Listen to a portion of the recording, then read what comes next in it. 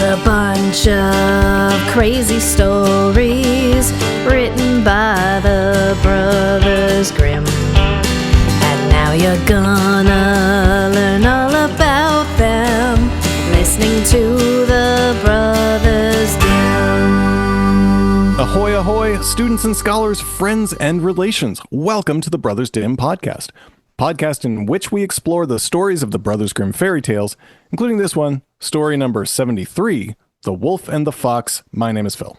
And my name is Mike. Mike, how are you now? I'm doing pretty good. How about yourself? Oh, I'm very good. We had a good weekend. Kiddo is 2.5. He's been super into I know. He's been super into a book called Owl Moon by Jane Yolen, which is a story about a father and son go out into the woods one winter's eve and see an owl. And it's very beautifully illustrated by a guy named John Schoenherr. So beautifully that when Kiddo finally saw the owl for the first time, it's real enough looking that he was a little bit scared of it the first time. He's sometimes still scared of it or surprised. And it's really funny. He needs to psych himself up to see the owl. Oh, I miss those days.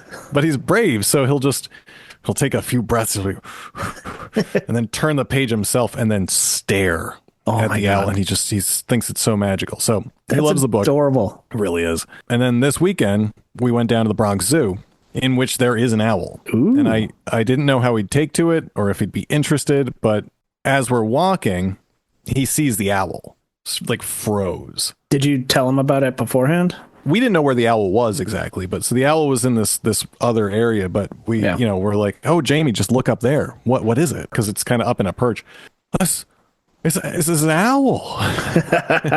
His eyes got super big, and he just wanted to stare at it a while, and it was really magical. And he also really liked the giant crocodile. That was the other one. Oh, nice. It's like, it's a big one.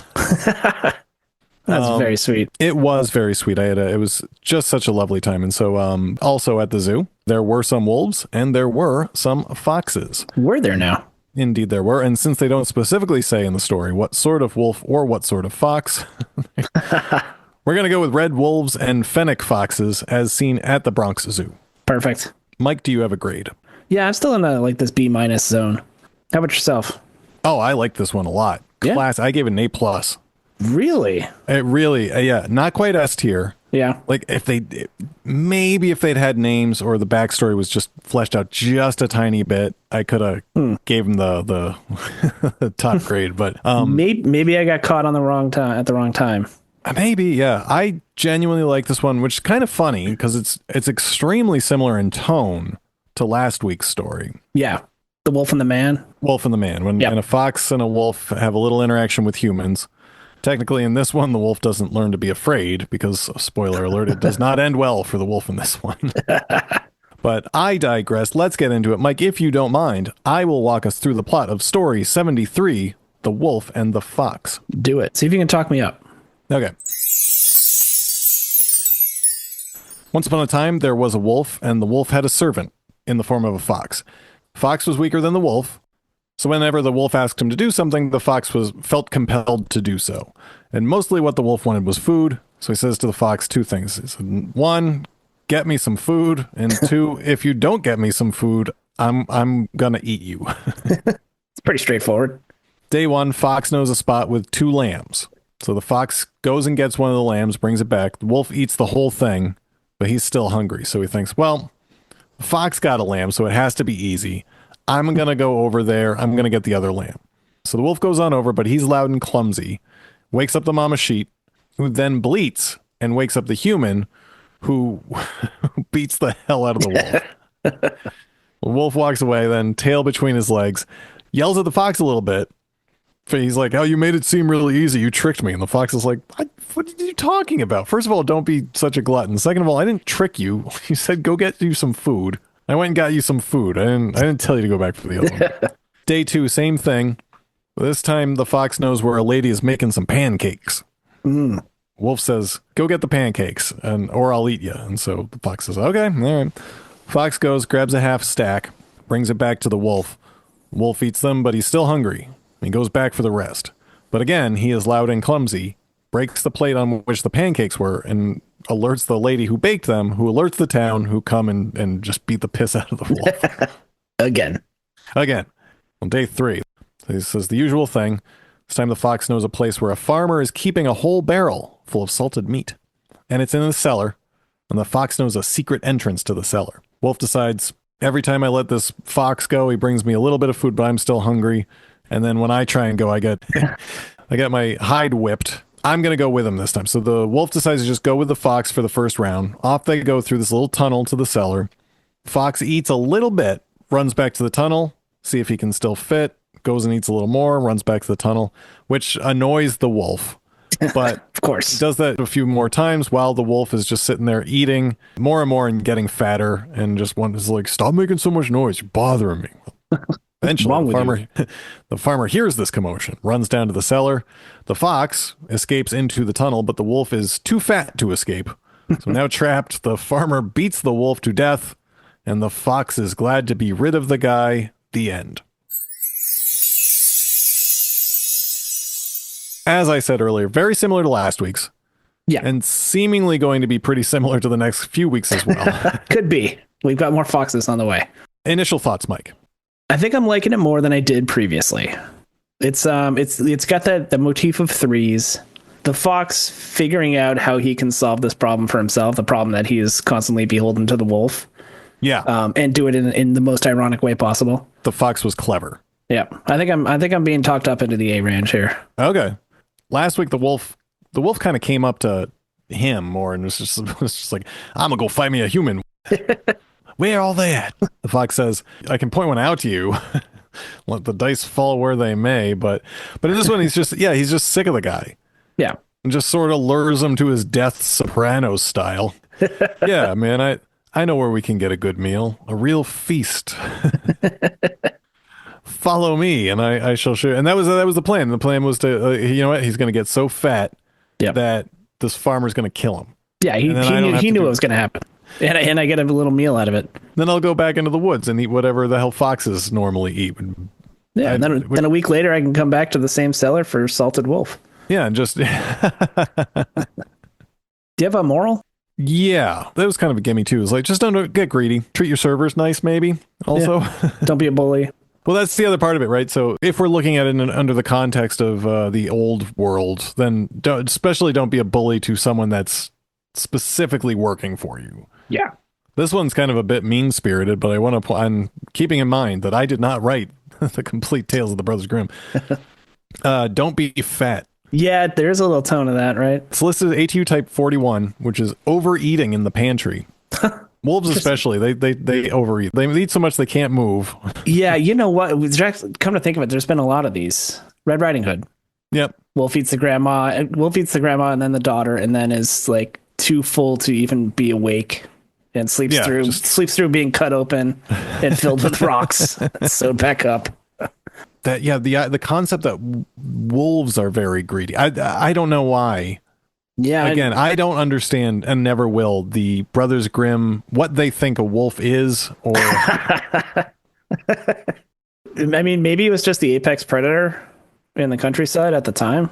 It was, I guess. Although apparently there were lions in the Black Forest as well, according to the Grimm. Well, no, if you go into the city, right? That's where. I suppose you have a magical forest. It did have a Fairy Tale Classic episode. Oh, did it? I missed that. It did. That didn't surprise me as I was reading, and I thought to myself, I said, "Oh, this would translate well." Yeah. I suppose I know last week we were talking about what I was going to do for my pitch, right? And I said, "Oh, maybe over the next 4 weeks, we'll follow the same fox, and he'll have 4 different adventures." And we said, "Oh, maybe we could work that in." But this one doesn't need it. I know earlier I said this. I thought it was an A+ tale, but not S tier. Could have used a bit of fleshing out, but in this one they did. Mostly they just make the wolf the tyrant bully of the woods. All the animals they don't like him, but they know he's a bully, and they know he'll just kill people if you don't listen to him. And so the fox is kind of forced to be his servant. Sounds pretty classic. Fox goes back to the woods. At the end of it, he's like, "We're free, everyone. With the tyrant bully is dead. We did it. I did it. I killed the wolf. Bow down before me." That would be a twist if the fox then turned into a bully. "You there, rabbit, go get me some food." Who is smaller than me, though? What are these leaves? Do you have any other notes? I did discover there's a metal band called Bring Me the Horizon, which I'd never heard before. I've heard the name a bunch of times, and I was like, I'm betting I won't like this band. And I discovered in researching that there is a song by Bring Me the Horizon called The Wolf and the Fox. Okay. So I went and listened to it, and I was right. It's metalcore garbage. It's about it's about the dangers of doing drugs. It was a solid 1 out of 10. Would not recommend. Oh God, that's terrible for a metal song. That's like Might as well just be a bunch of Chuck Taylor wearing low self-esteemers if you're gonna be writing about how you shouldn't do drugs. Yeah, it's just like that metalcore. Like it's heavy, but it's like this is the best they could do for a singer and lyricist. Anyway, yeah, that's and I know you're gonna be tempted to cut in a slice of it at the end of here, and I wouldn't recommend it. Okay, no, then I won't. Well, I'll leave it to you though. It'll be funny to do it anyway. I don't. It doesn't seem that they deserve our our praise. But yeah, that's all I've got on this one. Okay. Again, it's a pretty short one. It is, yeah. Again, this is another very short one. All of these Fox stories are all one page. Yeah, I do have a pitch. Okay, well, I would love to hear it.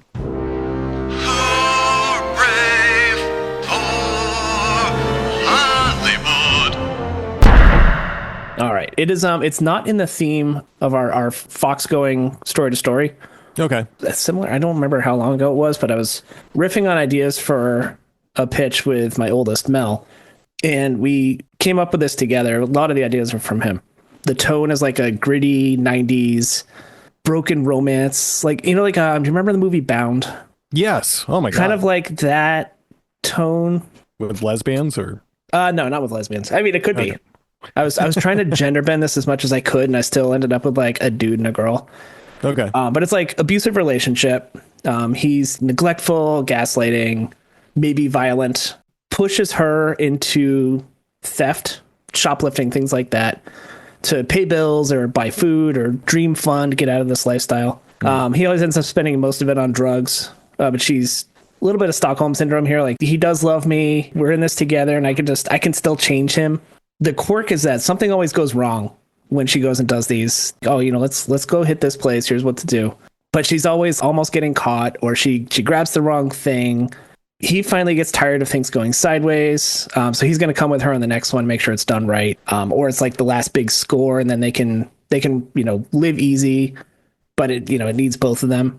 Mel was saying it reminded him of the part in Run Lola Run where Manny is trying to hold up the supermarket. This may be going too deep. I see the look. It's on not your going face. too deep, but it's very no. It's just, I thought it was funny just because we were like, oh, let's talk about Bound and then Run Lola Run. Yeah, you can Mix in tell a little bit of Go or Hackers. Oh, Go! I haven't seen that in a long time. Anyway, okay.